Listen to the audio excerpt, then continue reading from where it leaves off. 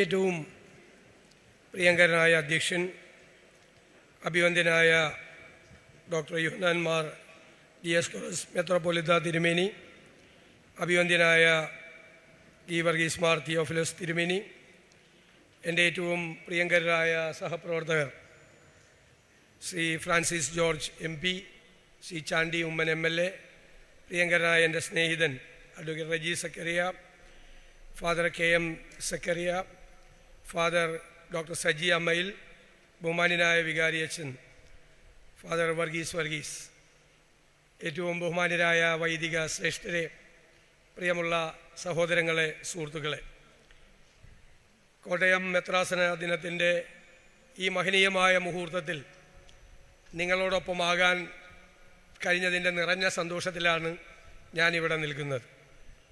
ഇന്ന് എന്നെ സംബന്ധിച്ചിടത്തോളം വളരെ പ്രത്യേകതയാർന്ന ഒരു ദിവസം കൂടിയാണ്. മലങ്കര ഓർത്തഡോക്സ് സുറിയാനി സഭയുടെ 3 പള്ളികളിലാണ് ഇന്ന് എനിക്ക് പരിപാടിയുള്ളത്. അപൂർവമായി മാത്രം ഒരാൾക്ക് ലഭിക്കുന്ന കാര്യമാണ്.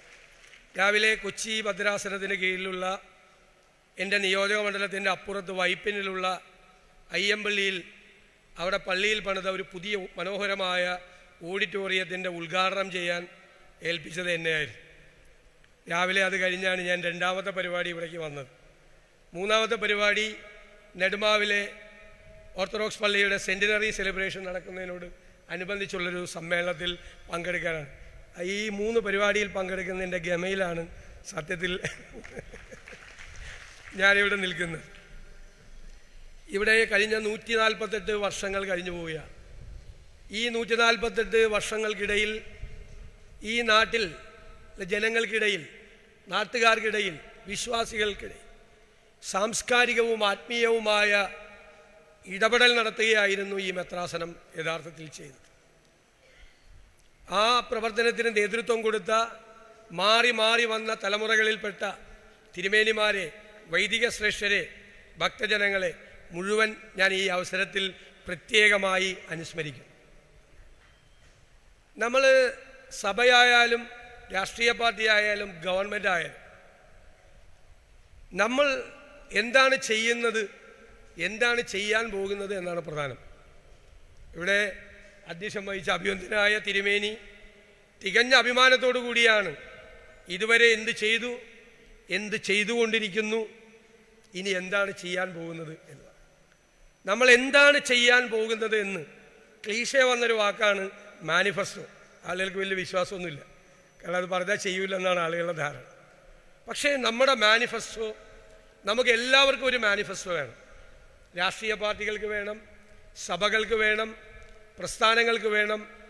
എന്താണ് മാനിഫെസ്റ്റോ, എന്താണ് നമ്മൾ ചെയ്യേണ്ടത്, അതെങ്ങനെയാണ് ചെയ്യുന്നത്, അതാർക്കാണ് ചെയ്യുന്നത് എന്നതിൻ്റെ ഒരു മാനിഫെസ്റ്റോയാണ് എല്ലാവർക്കും വേണ്ടത്.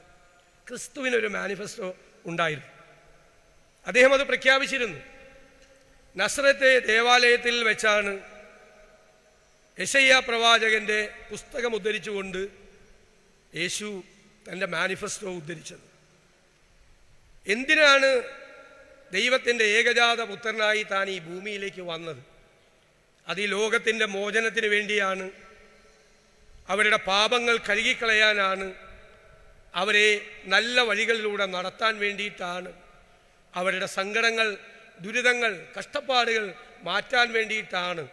തൻ്റെ മിനിസ്ട്രി, അതാണ് വാക്ക്, ദൗത്യം, ആ മിനിസ്ട്രി എന്താണ് എന്ന് കൃത്യമായ വ്യക്തത അദ്ദേഹത്തിനുണ്ടായിരുന്നു. ലൂക്കാസിൻ്റെ സുവിശേഷത്തിലെ 4-ാം അധ്യായത്തിൽ അത് കൃത്യമായി പറയുന്നുണ്ട്. യെശയ്യാ പ്രവാചകൻ്റെ പുസ്തകം അവന് കൊടുത്തു. അവനത് വിടർത്തി നോക്കി. ദരിദ്രർക്ക് സുവിശേഷം പറയാൻ കർത്താവ് എന്നെ അഭിഷിക്തനാക്കിയതിനാൽ അവൻ്റെ ആത്മാവ് എൻ്റെ മേലുണ്ട്. ബദ്ധരെ വിടുവിക്കുകയും കുരുടർക്ക് കാഴ്ച നൽകുകയും പീഡിതരെ വിടുവിക്കുകയും കർത്താവിൻ്റെ പ്രസാദവർഷം പ്രസംഗിക്കാനും ഇതിനെല്ലാമായിട്ടാണ് എന്നെ അയച്ചിരിക്കുന്നത് എന്നാണ്. എന്താണ് ചെയ്യേണ്ടത് എന്നതിനെക്കുറിച്ചുള്ള കൃത്യമായ ധാരണയാണ്. എന്തു ചെയ്യണം, എങ്ങനെ ചെയ്യണം. അതാണ് ഞാൻ പറഞ്ഞത്, ക്രിസ്തുവിനൊരു മാനിഫെസ്റ്റോ ഉണ്ടായിരുന്നു. ആ മാനിഫെസ്റ്റോയാണ് കാലിത്തൊഴുത്തിൽ പിറന്നു വീണ അന്നു മുതൽ പുനരുത്ഥാനത്തിൻ്റെ അന്ന് വരെ ആ ജീവിതത്തിലൂടെ, പ്രവൃത്തിയിലൂടെ, വാക്കുകളിലൂടെ ചെയ്തത്. പിന്നീട് നമ്മളോട് വരാനിരിക്കുന്ന തലമുറകളോട് നിങ്ങൾ എങ്ങനെ ചെയ്യണം, എന്തു ചെയ്യണം എന്ന് കൃത്യമായി നമ്മുടെ മുമ്പിൽ വരച്ചു വെക്കുകയായിരുന്നു അദ്ദേഹം.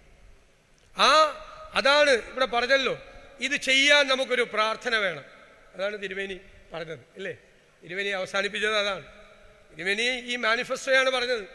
ഇതുവരെ എന്ത് ചെയ്തുവെന്നും ഇനി എന്ത് ചെയ്യാൻ പോകുന്നു എന്നാണ് പറഞ്ഞത്. അതുപോലെ തന്നെ അത് നടപ്പാകാനുള്ള ഒരു പ്രാർത്ഥന വേണം.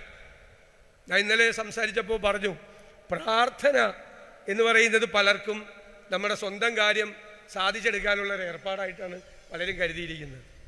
മറിച്ച് ദൈവഹിതം ഏറ്റവും ശക്തമായി നടപ്പാക്കാൻ എനിക്ക് ശക്തി നൽകണമേ എന്നാണ് പ്രാർത്ഥന. ദൈവവും മനുഷ്യനും തമ്മിലുള്ള നിരന്തരമായ സംഭാഷണമാണ് പ്രാർത്ഥന.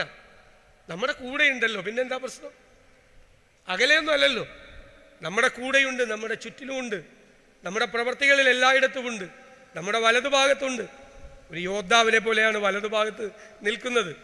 മുന്നോട്ട് നമ്മൾ നടക്കുമ്പോൾ നമ്മുടെ മുന്നിലുണ്ട്. നമ്മുടെ വഴികാട്ടാൻ പ്രകാശദീപം പോലെ നമ്മുടെ വഴികളിൽ മാർഗദീപമായി ഉണ്ട്. നമുക്ക് എന്തും പറയാമല്ലോ, എന്ത് സങ്കടങ്ങളും പറയാം, എന്ത് വിഷമങ്ങളും പറയാം. അത് പറയുമ്പോൾ നമ്മളോടുള്ളൊരു തലോടലുണ്ട്, ഒരു ആശ്വസിപ്പിക്കലുണ്ട്. അതാണ് ഏറ്റവും പ്രധാനം. നമ്മൾ പറയുമല്ലോ, ഈ വാഗ്ദാനം നൽകിയിരിക്കുന്ന ആൾ വിശ്വസ്തത ആയിരിക്കുന്നത് കൊണ്ട് വലിയ വിശ്വസ്തനാണ്, അല്ലേ? നമുക്ക് വാഗ്ദാനം നൽകിയിരിക്കുന്ന ആരാ? വിശ്വസ്തനായിട്ടുള്ള ആളാണ്. അതുകൊണ്ട് നമ്മുടെ പ്രത്യാശയ്ക്കും സ്ഥിരതയുള്ളതായിരിക്കണമെന്നാണ്. നമ്മുടെ ഹോപ്പ് ഉണ്ടല്ലോ, നമ്മുടെ പ്രതീക്ഷ, നമ്മളെയെല്ലാം മുന്നോട്ട് നടത്തിക്കൊണ്ടുപോകുന്നത് എന്താണ്? യഥാർത്ഥത്തിൽ ഈ പ്രത്യാശയും പ്രതീക്ഷയുമാണ്. നമ്മൾ പ്രതിസന്ധികൾ ഉണ്ടാവും, സുഖദുഃഖ സമ്മിശ്രമാണ് ജീവിതം.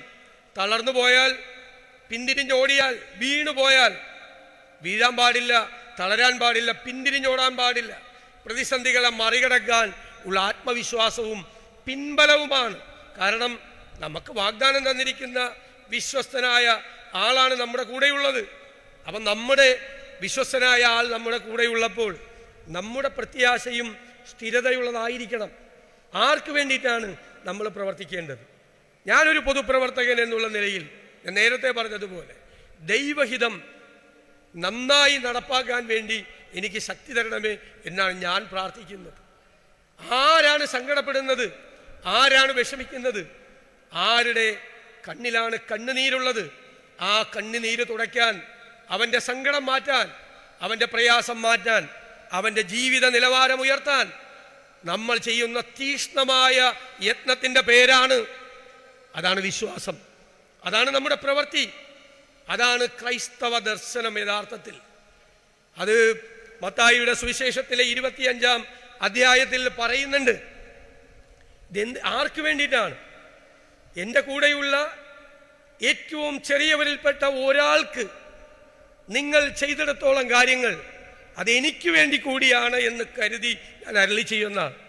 നിങ്ങൾ ഏറ്റവും പാവപ്പെട്ടവന്, ഏറ്റവും ചെറിയവന്, ഏറ്റവും സങ്കടപ്പെടുന്നവന് നിങ്ങൾ ചെയ്തതെല്ലാം എനിക്ക് വേണ്ടിയിട്ടാണ് ചെയ്തത് എന്ന് ഞാൻ വിചാരിക്കുമെന്നാണ്.